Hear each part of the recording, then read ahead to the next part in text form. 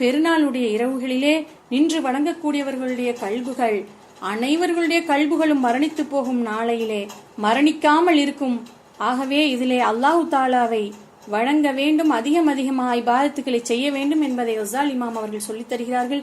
மேலும் சுப்ஹானல்லாஹி வபிஹம்திஹி என்பதை ஈது தினத்திலே 300 தடவை ஓதி நம்முடைய மூத்தாக்களாகிய முஸ்லிம்களுக்கு ஹதியா செய்தால் அவர்களுடைய கபூர்களையும் நாளை நாம் மரணித்த பின்பு நம்முடைய கபூர்களையும் 1000 ஒளிவுகள் இறங்குகிறது. ஆகவே இந்த பெருநாள் பொழுதே இதுக்கு பயன்படுத்தி கொண்டு சுப்ஹானல்லாஹி வபிஹம்திஹி என்பதை அதிகமாக ஓத வேண்டும்.